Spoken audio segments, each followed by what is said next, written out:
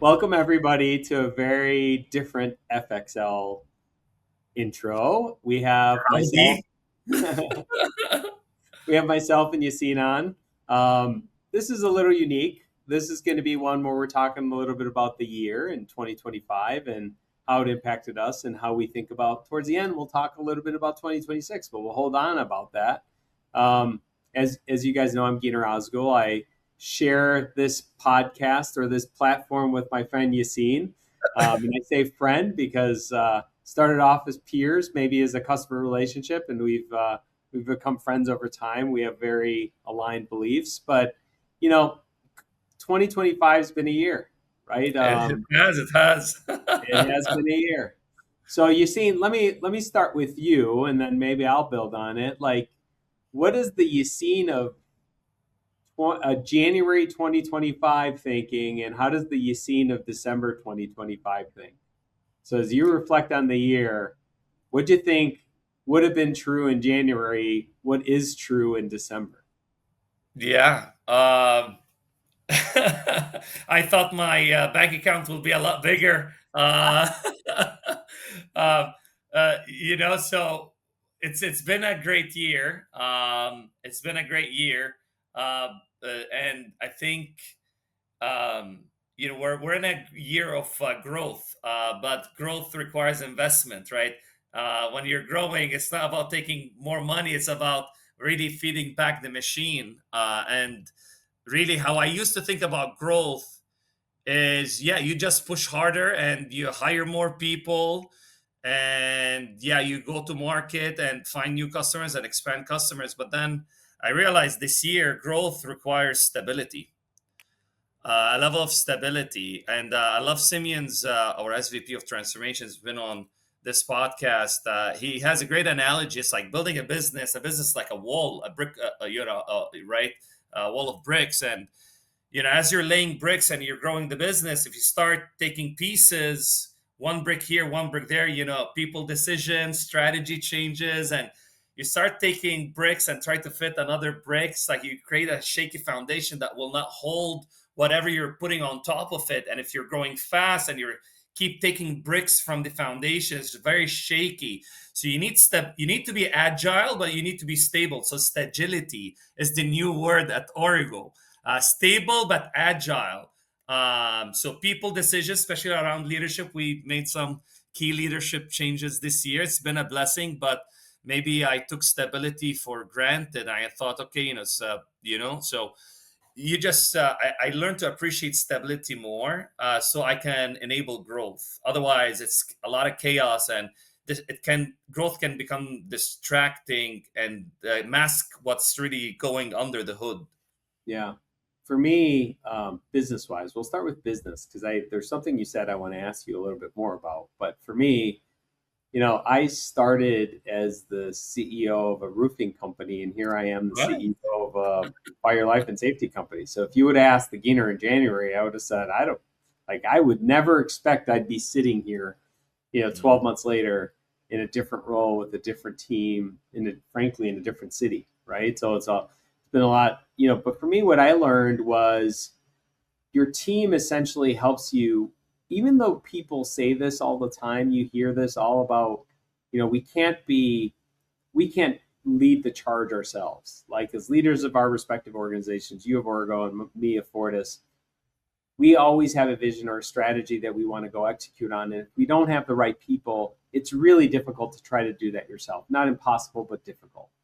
And it becomes really difficult for the organization itself to buy into the vision when you're the only one running the play, right?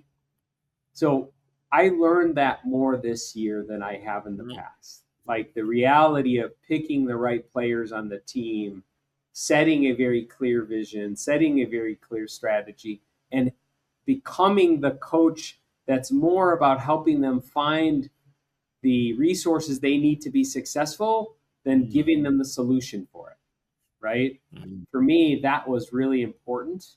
And it became even more important here at Fortis, right? So I joined a Mhm. team that had done some really interesting things here already before I joined. But we were at a different point in the history of the Fortis business, right? We wanted to think about how do we grow and reposition the business so that customers really start to see us and really bring the visibility into what we're trying to offer and the personalities of our local businesses and how powerful that is when you're going to deliver a unique customer experience about something that's all about protecting people and property, right? Mhm. Like the two most important things to all of us, our lives and the things we own, right? Yes, And so it's been a really transformational year for me as well, absolutely. and the Fortis business. But I'm going to build back on something you said, and I'm going to revisit it. And I'm going to say, great, for Origo, I understood your answer, but how did Yassin grow this year? What did Yassin learn or change as a leader this year? Yeah, I appreciate the people more. Everyone is trying, and um, the sense of ownership, right? It's like great. It's like I don't take great people for granted anymore. It's like they're just here. It's like no, if you have someone, you gotta cherish them, especially if they're a leader, right?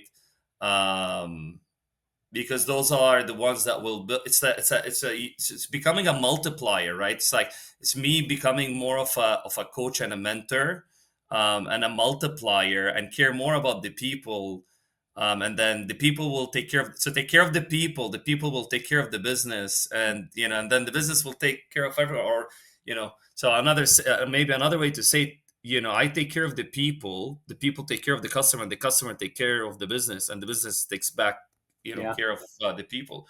So that's it's like more really about the it's appreciating the people, and and empowering them. Like you said, I think we've got a very strong team, um and everyone, and we're going, I think we need a whole episode about picking the right people. We've revised our whole leadership hiring process. It's kind of quite an unconventional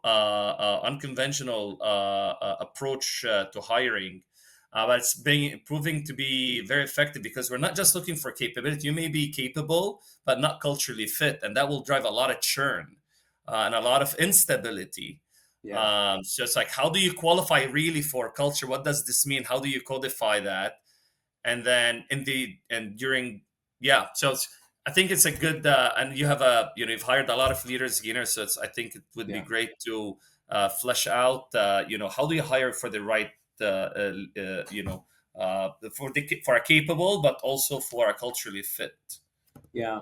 For me personally, um, it's been kind of interesting. Like there's been this role that I've kind of been pushing away unintentionally. So, a lot of the word experts gets used a lot. People are like, we need your Mhm. expertise. Can you get on a call with us? And, the humility in my brain always fights that word, right? I grew up in a very humble household, right? I don't think about my expertise the way others from the outside do. And, a mentor of mine said something to me, I think it was like June or July, we were having a conversation, said something to me and said, sometimes you get in your own way. And I had never thought about it that way. And he said, people are coming to you looking for assistance, direction, expertise, insights because of your experience. He goes, you're going to be 50 years old. You have a lot of experience. You have a quarter century of leadership experience. He's like, Absolutely. start owning up to it, you know? Mhm. Um, and he goes, you're doing podcasts, you're on billboards, you're, writing papers for people, and yet you still don't own it. He goes, start owning it because people really want that from you, right? Maybe we should plan for a book, Gyner, very Yeah, soon. no. In all seriousness, like I hadn't ever thought of it that way. Like, the humility Mhm. does get in the way with it. So, for me, it's been a little bit of a transformational year to say, yeah, sometimes I have to be the expert and I have to put that hat on and I have to put a little bit of the humility in a little box, just enough to control it, but not enough to get in the way of trying to give people what they're looking for when they reach out to me and look for help, right? So um, that was a really big deal for me this year because it's a hard one. That's a hard one for me personally. Mm. So, um, so you Yeah, see, sometimes you get the imposter syndrome, right? yeah, a little bit, yeah, a little bit in there. I think it's a little more than that. Some of it is just poking at this vulnerability around being the expert in what that means for people. I've worked for people who call themselves experts in the past, and I think as I grew into my role, I didn't like that word because those folks were experts, but they weren't good leaders, and those are Mm, they're mutually exclusive of excellent each leader. other. And I just need to work better at that. So anyway, that's a little bit about a little bit about how I grew, just like I asked you, on how I grew. Let me ask you something else. Personally, Hmm. what did you accomplish in 2025 personally? So set Origo aside. What did you Yes. see and accomplish personally in 2025? Yeah. So one health wise, was I reached a point where I think I got like 240 plus pounds. You don't look The it. I know no, I lost You more do than not 30 look pounds. it at all. You don't look at it. I didn't Yeah, notice so that I'm if you six were. two. I'm 6'2". So I'm 6'2". So I've got a little bit on me. And yeah, so I pushed myself, and Rohan inspired me, right? So he's like now like six packs, abs, and all, and triathlons, and right. So he was very inspired me. So I get back to basketball. We won like a league, a local league. We came up first runner up. My team, our company team. So we competed locally. So really a big push on sports, and taking care of my health. This is the only body I get. I can rent or get. This is the only place I get to live in.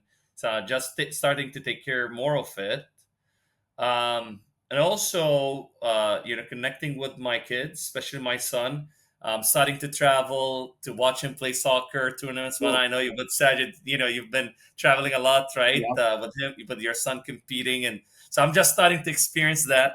So he's 8 now, and it's creating an opportunity for the whole family to hang out. A lot of times when we go to watch him play, and it's a soccer field, and also it's all grass, and we turn it into a small picnic, and you sit and you enjoy. And so maybe, yeah, appreciate the blessing that we get to have by hanging out with each other, and just seeing these kids grow, and you're investing in them, so it gives you a sense of pride a little bit that maybe I am doing one thing or a couple of things right sometimes. Yeah. Like you, I was saying, like, I really focused on being present at my family Mm, events. And when I say present it's really interesting, right? Where as human beings, we lack some level of self-awareness. It's not mm, intentional. It's just unintentional. And sometimes being present means like really being there, right? mm, I mm, think it was, I think earlier this year, I posted something on LinkedIn where it occurred to me. I had a little bit of a thought. I was like washing dishes at home, right? right. And we had this whole like family event going around in the kitchen where we were all joking around with each other. And, here's me washing dishes. And like it hit me like there was this epiphany in my brain. Like I was 100% there in that Hmm, moment. I was present, right? hmm, As I was washing dishes and joking around with my son, and my wife was behind me, and we were cleaning up, and we had some guests over, and we're all just talking and enjoying. Like there wasn't a phone in my hand, there wasn't work in my thoughts. There was just us in that moment and me present hmm. 100% of the time, Sometimes right? I struggle with that, Gyner. Second, that's why I play basketball. It brings me back to the here and now. But if I'm not active like that, I'm always in my head, and just I lose myself, and sense of surrounding, like these. It's like I don't know. Yeah. Um, So yeah, yeah, so the idea of presence like became a bigger deal for me now, right? So yeah. when I'm home, with the exception of when I define my own time. Like I do that. Sometimes I say, "Hey guys, I need a half an hour. Like I worked all day. I need to like set my feet down, maybe catch up on the Yeah. news on my phone." But then after that, it's about being present, like sitting down there and having dinner and doing the dishes and watching a football game together or going to my son's meets, very similar to yours. It's important. like our minds, if you're successful, your mind is racing all the time. It just is. And it, if someone's asking you, well, like, what's your key to success? How do I get to be a CEO? How do I get to be a business owner? You're always working. It whether it's intentional or not can be debated, but you're always working. That's the key to the success piece of it. Is Sounds good. the like relentless work ethic, right? So those little times where I'm washing the dishes or you're at your son's soccer meet, we have to really focus on the presence of being there for that, not only for them but for ourselves, right? And And and reset. and sometimes, Gainer, so kind of, and I have a daily task. Because I wanted to stop feeling guilty I'm missing out. It's like, okay, what's the minimum I can commit? It's like, okay, I can't. What's the minimum time I can commit with each kid? If I only spend this much time, like I get something done, but I can't, But I'm not going to say, oh, later. Or it's like it's short enough that I could, schedule it in, but long enough to be, meaningful. But it's like, hey, even if I just have 20 minutes between meeting, I'm going to just sit down and be present. Yeah, Especially, when they come to school and I'm in between meetings and I'm in my back here in my office or whatever. Just, 20 minute here, 20 minute there. Whenever I can in between meetings, 20 minutes, just be present. Like you said, it goes a long way. And sometimes, like you said, it's just we get so obsessive about the business, um yeah, and we lose sense of awareness around like what's going on, everything around life. And this is it. This is being a CEO, this is being an entrepreneur. That's right. That's how you get to create meaning and create impact in the world. um and it's a choice, and there's no balance, right? So it's like people also talk about work-life balance. I don't believe in work-life balance. I believe in managing the imbalance. It's always imbalanced. One, right? You're either here or there, and you got to manage that. I don't know your take on it, but that's yeah. kind of The how. way when people ask me the work-life balance question, what do I view that as? I said, when you're at work, you're at work. When you're at home, you have, like, this the discussion I made. You need to figure out how you're going to be at home. That's Yeah, work-life balance, right? Work-life balance is not some manufactured time that you put on a calendar. Some people do. It's like, look, if I'm going to my kid's soccer game, I need to be there and pay attention, right? If I need to be at a meeting and flip my phone upside down so that I'm paying attention at the meeting, then I need to true. do that. That's work-life balance, right? Yeah. Because And you it's a need muscle. that. Using your flywheel term, the flywheel of that is you need work to be successful so home can be successful, and you need that home to be successful for work to be successful. Both have to be true, right? And sometimes you can't just, if work is only successful, it's really difficult to get home to be successful at times. And that's why I'm so grateful to have access to your wisdom, and that's why you sit on our board, is just so I get access to this wisdom, at least once a month. It's muscle, and it's a muscle that we have to develop, and I'm still learning, still developing it. But I'm very grateful, Giner, for your support throughout the year. You Yeah, and David and the rest of the team. It's been an amazing year, full of growth, sometimes painful growth, because right, like we said, you gotta have the stability, otherwise it's a lot of chaos and it's distracting. yeah. um So and yeah. yeah, so as we think about focus heading into 2026 for you, what's your focus area? Um, Yeah, the focus area is really start switching our services from role-based delivery model to transaction-based delivery model, and start augmenting with technology, a lot of technology. So we're making a lot of headwind in that. Switching the model from role based is about give me people. It's like, no, it's like, what's the problem? What's the outcome that we're trying to deliver on? And do it in the middle market with messy, unstructured data. It's like when you do transaction based pricing, you gotta You gotta track the cost and the price and the performance of a unit of production, an invoice, a Yes, dispatch. That's without a that's what robust matters. analytics platform. So that's why we have Gary now, and we've built a great team, and I can't wait. There's been some updates, and I'm looking forward to sharing that with you, Gyner. But we're building a very robust analytics. Origo Assist. It will be live February. It's our own LLM and interface, Orgo Assist, where you can process transactions and you have a chat-like function that kind of feeds you intelligence. That's at least what we're looking for, and to automate and apply AI in the Yeah, back office. So that's really the big focus is switching the model, the go-to-market, the commercial, from FTE based to transaction based, and be able to start getting a lot of efficiency through technology and automation and bring it at scale across our portfolio of companies, where we first stabilize a process, standardize it, then really transform it, and to be able to do repeatedly in 12 months period, every time we onboard a new process or transition. So that's really the focus for us. Tech enabled services, think how we, and that will change our multiple, it will change our margin profile. I mean, but it's also changing the talent, and the company is different, even the talent, and we get to talk about that. The talent profile we've got now at Orgo is changing fundamentally. What are you focused on for 2026, Skinner? um, so at Fortis, uh, what I'm telling my team is we're focused on culture building first and foremost Mm, in the organization. And true. culture building that's built around a brand story of protecting lives and protecting Mm, assets or property, using those words a little bit interchangeably.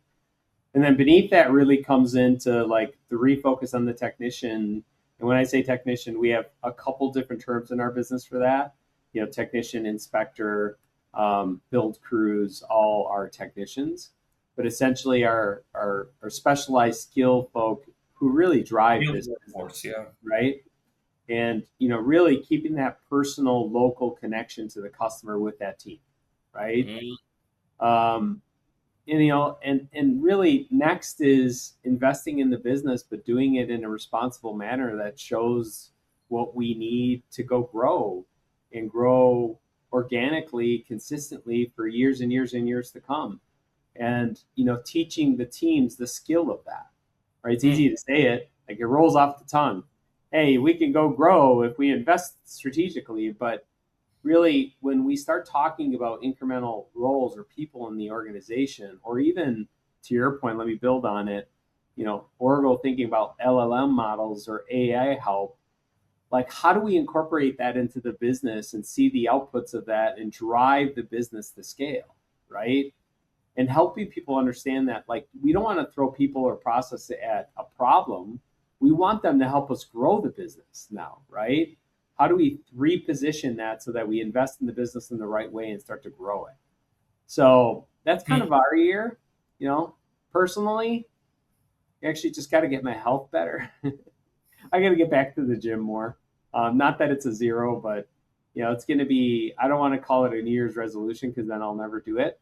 Um, I have to write myself a contract that I'm going to go back to the gym a couple days more a week than I do today. The way we did it, or the way I motivated myself, I created the daily walk challenge. So every day, or 5 times a week, we each need to walk 2 kilometers. If you miss a day, you pay 100 peso here, local currency, which is $2, and then we donate that money Oh, wow, at the cool. end. So That's it's good like to a know. bunch of group, and that we use the Nike app, right? So every day we report, we take a screenshot and we report on our 2K a day, and it grew, and like a whole community and people, it's like kind of took a life of its own. Simple group chat, and it's like, and Yeah, so, and people are now walking with their partners even, right? And they're taking the kids. It's like it became a thing. yeah. And I just have to revisit. I was doing it for a long time, and I have to revisit it. And no excuse, I'm not going to make one. Yeah. I just got to get back to it.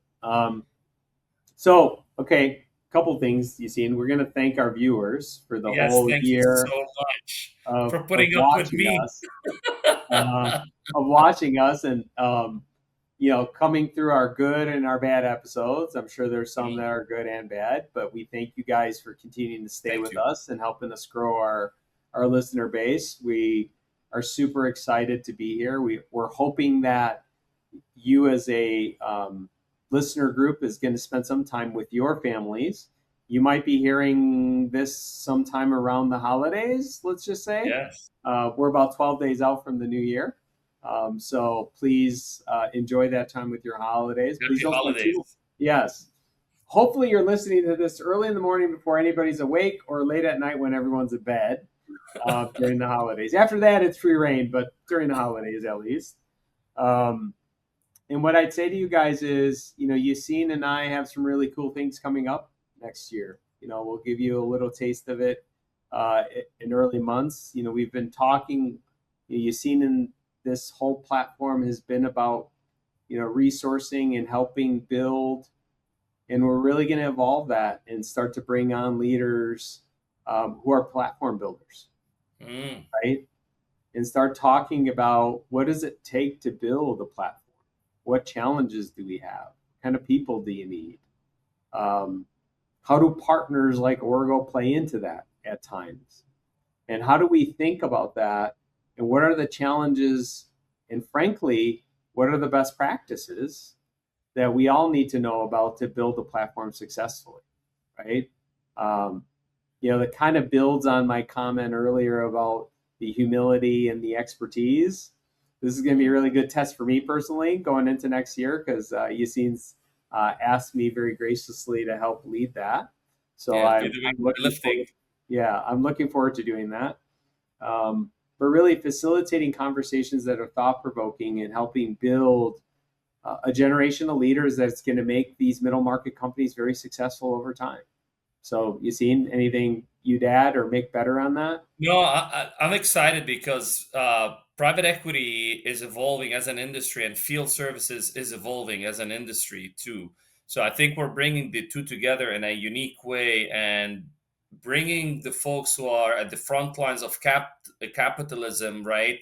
You know, doing the work every day, and bring different. There's no, like, everyone has kind of their own recipe and their own signature, organic growth or a hybrid. Or so it's going to be interesting. I think you've heard a lot from us over the last few episodes, and I think bringing other perspectives here and building on top of it as a community. Next year maybe also physical events, FXL mastermind of sorts, that we could do maybe in different regions in the country, and do like meetups, FXL meetups, potentially. We'll see.